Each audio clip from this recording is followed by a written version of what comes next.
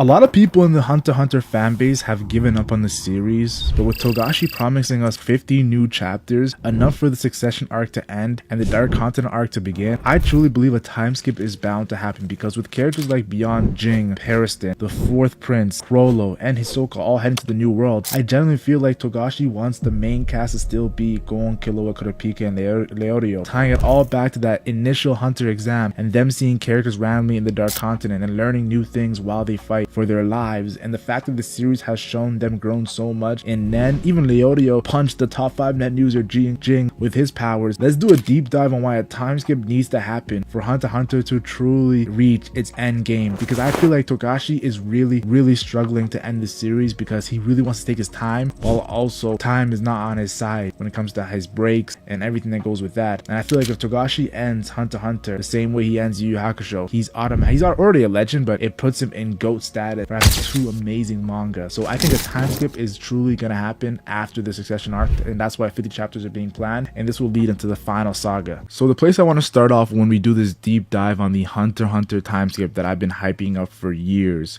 Killua says to Netero, Morel, and Nav, "You guys are crazy strong, but still are not enough to take on the Royal Guard Pito." The fact that Killua said this to these characters that are incredibly powerful, first of all, these characters are incredibly powerful, and Pito's not even the strongest Chimera Ant, was definitely an interesting take from Killua. And even though it was an interesting take by Killua, Nav and Morel schooled Killua when it comes to Nen combat. Even though Killua is very powerful and he has a lot of experience with the Zodiac family, at the end of the day, their experience was over his and was just too much. And they were giving him a class session on how you should actually view Nen battles, because a lot of anime manga is just like, oh, this person's stronger than this person. Like, oh no, Nen is completely different. It's the hardest thing to power skill, because just because someone's aura is strong, it doesn't mean they're gonna exactly win the fight. Case in point, Netero and Meruem, like that was a perfect example. And then Morel goes extra savage to Killua, saying the fact that Gon never ran away shows that he has more of a future as a hunter and a Nen combat fighter than Killua, because he didn't run. It's a complete diss. I've never seen Killua get dissed like this hard. But logically, Killua saved Gon's life, because Gon would have died. But Morel's telling Killua, I don't give a flying like F about logic here. The fact that Gon stayed shows that he has more of a future, because there's gonna be some intense Nen users that you got to stay in battle even though you don't have the upper hand. And that's why this arc was Killua kind of realizing what he's been taught about, if you're not strong enough, run away. He had to get that thought out of his head, and literally the needle out of his head by Illumi. So Morel, yes, he was going extra hard on Killua, and it was kind of like a diss, but I respect it because Killua needed to hear this. And you have to understand this too, like, let's be honest, we're all used to fans who think Gon is done in the story and Nen is gone and he's never gonna come back. Morel said he has more of a future than Killua. Togashi is not gonna leave Gon gone. I know that was a little like run on words, but you guys get what I mean. Now, the reason why I'm using moments in the Chimera Anarch, because it has so many gold moments that kind of help out the case of a time skip. And one of the moments I want to talk about is when Netero is watching Pito with that like binocular thing that Hisoka does as well, where you have your hand over your eyes, and he says to himself, "Is Pito stronger than me?" Like, the fact that Netero's questioning himself, and Netero's one of the most experienced hunters, if not the most experienced hunters in the world, in Nen combat and everything, and he's still questioning if he's stronger or not, or he's stronger or not. Yeah, this was a really interesting take by Netero here. Now, of course, Nob tells Netero, you gotta be joking, because if Pito is stronger than Netero, then no hunter can fight Pito. And he says, "I'm not the strongest Nen user. I haven't been the strongest Nen user for the last 50 years. And says he's pretty much right now even with Nov and Morel. Now, this is a very hot take by Netero, downplaying his power. He even says that his power is less than half of his former self. And he's downplaying his power a lot, but it's still, regardless though, Togashi's highlighting how age affects power in Hunter x Hunter. And the fact that Gon and Killua are at the youngest age of like characters in the story, they have so much of a promising future that you can't even comprehend it. Like that's how much potential these 2 characters have. So for there not to be a time skip where they don't age, where Hunter x Hunter has been highlighting age for so long. Now, of course, we did get an epic moment of Gon besides his age, or like regardless of his age, he still was able to almost kill Morel during the Chimera Antarch right before the battle. and Morel's like was completely sweating and like panicking, and Gon had to be stopped by Killua. This was kind of to show that Gon's potential, Morel, you are right, his potential is insane, not just because of how he didn't run from the battle, it's because of who he is. Like Razor said it best, yo, Gon is a monster. Jing would be proud. Now continue this whole like Chimera Ant arc situations that I'm bringing up right now. I also want to talk about how Zeno, when Zeno pretty much hypes up Netero to be the only man to survive a battle with his grandfather Maha Zodiac.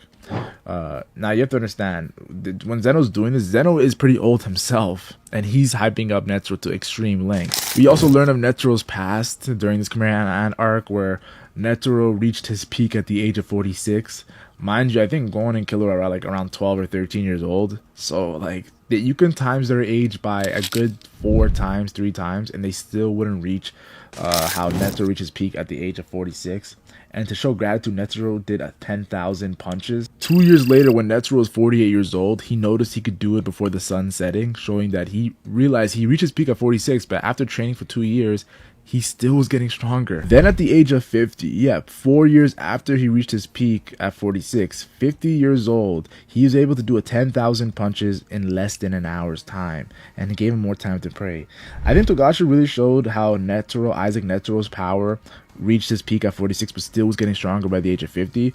So when you can get stronger by the age of 50 and reach your actual peak by the age of 50, and Gon is 12 and 13, and you're trying to tell me that there's gonna be no time skip where they reach at least 20 to 30 or 40, I think Hunter x Hunter needs a time skip more than any other series, and some series that didn't even need time skip got time skips. Think about that. Now this was the birth of a true monster in Netero, and it was over 60 years ago that this happened. So Netero was like over 100 years old, like probably around 120, maybe in between 115 to 119 when he's actually in the Chimera Ant arc, showing that yes, he lived a long time, but it's still, when he was older in age, that's when he reached his peak, and now he's double his age when he reaches peak. So I think Togashi really wants to highlight age, especially with Netero as the chairman of the Hunter Association, and at one point the strongest hunter.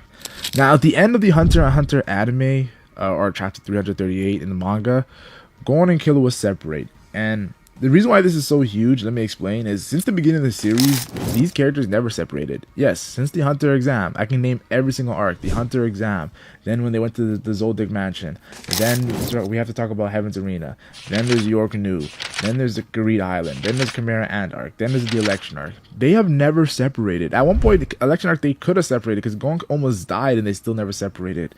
So all I'm trying to say is the fact that they separated now when the Succession arc has started and the Dark Content arc is on its way, well, obviously Togashi wants them to develop individually and reunite with each other and then start their journey again after a time skip. That's the only reason why you would separate the characters you never separated before. And then there's the whole plot line of Don Freecss, which people still don't talk about enough. The Don Freecss plot line isn't crazy because he could still be in the Dark Continent 300 years later, still writing a journal, and with the help of longevity rice and the herbs that cure disease, he could be at tip-top shape at 300. We saw Isaac Netero over 100 years old at tip-top shape. Imagine Don Freecss at that tip-top shape over 300 years old. And you're telling me that Gon will meet him? Are you guys like crazy? Like, sorry, but some of these fans who think that Gon is done, I think they're idiots, yo. Like, you introduce Don Freecss related to the Freecss family, and you think that, oh yeah, Gon is not gonna have a situation with Don Freecss. He is the youngest of the Freecss family. Honestly, guys, you gotta keep it real, yo. This is not how manga work in storytelling. He's coming back. We even see a situation where Jing and Gon had their last convo. This is not even like 100 chapters ago. This is like around like 60 to 70 chapters ago, where Jing and Gon have their last convo, and he scolds Gon for wanting to get his Nen back after throwing it away to defeat Pito. And it makes me think, the fact that Jing is scolding Gon, that means that Gon is gonna get his Nen back, because his Nen is not gone, he just can't see it, and now he's normal, and Gon wants it back. The fact that he called Jing, that means he wants his Nen back. And you have to understand, you guys gotta be realistic too. Like, this is anime and manga, guys. I also want to say this: Jing wants Gon to elevate without his Nen. Like, he wants to see what Gon could do without Nen. And the reason why I think this is important is because look at Hanzo and Gon when they're fighting during the Hunter exam. Hanzo was like, I think 18 years old, and he was way stronger than Gon, and no Nen was used between these two. That means that physical strength does matter, not just Nen. Like Netero doing 10,000 punches in less than an hour, like, yes, that has to do with Nen, but also it's physical power too as well. I think Jing wants Gon to not just rely on his Nen power, but also balance it out with his physical strength and other attributes. And Gon already has good potential in that situation. So that's why I believe he told Gon to get better as you are now. So when he does get his Nen back, and if Chrollo can get his Nen back after with the Nen Exorcist, there's definitely a way for Gon to get his Nen back. And the fact that his Nen is still there, like Chrollo's Nen was gone, but Gon's Nen is still there. I'm telling you guys right now, we're probably gonna see something cool, and I can't wait to see it. And if you're a fan of the series, you have to understand this as well. Gon has to feel Jinga's Nen. Yes, they met at the election arc after he was revived, but he wasn't able to feel Jing's Nen. And you understand, feeling someone's Nen is important, because I remember when Killua said that he felt Hisoka and Illumi's Nen, but yeah, Pito was way above their Nen, and their Nen was monstrative. So Gon has to feel Jinga's Nen, in my opinion. And I feel like once he feels his Nen, that he even said himself, if I felt Jing's Nen, I would have went with him. So I think there has to be a moment where they meet each other again. And I think the perfect place is Dark Continent when Gon has been in a time skip and he's older.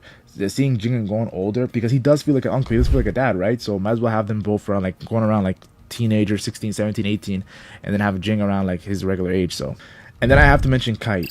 The reason why Kite is such an important character is because Togashi does something interesting with his character where he didn't kill him off after the Chimera Ant arc. He actually made him younger in age and have some Chimera Ant connections with the whole situation with the Queen and everything. Kite's story is just interesting in general, but the fact that Kite is now around the same age as Gon and Killua, a time skip where Kite goes back to his regular age and is now around the same age as Killua and Gon, and he's joining them too as well in the Dark Continent, would be hype. It would be so hype, because Kite has connections to the Dark Continent because of the whole Chimera Ant stuff. So I think Kite is definitely a character that Togashi created for, how do I say this, to deal with the time skip. Like, you don't just make him revert back to his old age just to not have him older again, because Kite was older when we first met him in the first chapter. And the Zodiacs, no one's talking about the whole Zodiac situation. The Zodiacs are the peak of hunters. Like, Kanzai heard that Netero took Nav and Morel, and he's thinking, we're all stronger than Nav and Morel, why would you take them? But that's the thing, Nen is not about strength, it's about perfect matchups, and Netero felt like Nav and Morel are perfect for the Chimera Ant arc. So I feel like the fact that these guys are the peak of hunters and power, and Netero has now ordered them to go to the Dark Continent, I'm telling you guys right now, the Zodiacs, we're definitely gonna window them down before we get to a time skip and have them highlight as well. But I think the fact that Kurapika and Leorio are new members of the Zodiac, I think it's perfect to have a time skip where they're actually official members of the Zodiac. When I say official, right now they're just new members. Well, they're gonna get the respect after a couple of years and under the belt, 3-4 years in the Zodiacs. And when Leorio and Kurapika are like top hunters, and there's a time skip and Gon and Killua reunite, bring that main cast back together. You guys know what I want. And then there's Hisoka and Illumi. How could I forget about Hisoka and Illumi? Hisoka and Illumi are the perfect example of why a time skip needs to happen, because their strength is so comparable and they are incredibly powerful. Like, Gon and Killua are not even close to Hisoka and Illumi. And I'll be honest with you, I think Hisoka and Illumi are that, like, around the age level where Gon and Killua need to get to. Not the exact age level, but like around that age level. And the reason why I say this is because that's when you don't reach your peak in a sense, but you reach levels where you're just gradually getting stronger. Like, like you saw Chrollo was getting stronger. Like, Silva's like, oh, you got stronger since the last battle like a couple years ago. That needs to happen, and I think Hisoka and Illumi are perfect examples of why Gon and Killua need a time skip. It's not necessarily that Hunter needs a time skip, if I'm being completely honest. It's the characters Gon and Killua that needs a time skip. The fact that they're not in this series, I think it's gonna happen. And then there's Kaluto. Nobody's talking about how Kaluto is a part of the Phantom Troop. He joined the Phantom Troop, and we know there's a whole plotline where Killua like really never mentions Kaluto, and Killua mentions Aloka, Miluki, Illumi, all his family, but Kaluto never gets mentioned. I think the fact that Kaluto's in the Phantom Troop, Kaluto needs to get stronger too as well. There's time skip will definitely help Kaluto get stronger, and I think Kaluto versus Killua will be a cool concept as well. Even though like there's a whole situation of how Kaluto doesn't really hate Killua, and Kaluto's personality reminds me a little bit of, like, how do I say this? Reminds me a little bit of Silva's personality, Zeno. I think Kaluto followed the path of that, unlike Illumi and Miluki, who followed their mom. So definitely gotta say, I think this is very interesting with Kaluto's whole Phantom Troop arc that's going on right now. So yep, I made this video just to let you Hunter x Hunter fans know I do believe there's a time skip before Gon and Killua go to the Dark Continent. and finish what we started, because the beginning of the series was with these characters, so let's finish what we started. I don't like, honestly, I'm not gonna say I don't care about Jing or the Fourth Prince or Hisoka, Illumi, Chrollo, Beyond Netero. Like, I care about these characters, but something about Gon and Killua being the main characters is what made us love this series regardless. And I think with Hunter x Hunter coming back with 50 chapters, Togashi's bringing down 50 chapter, boys and girls, like, yo, it's about to get crazy. Timeskip would be amazing. And honestly, I think that's why you debate in the comment section if you disagree, but I'm a big fan of the Hunter x Hunter Timeskip.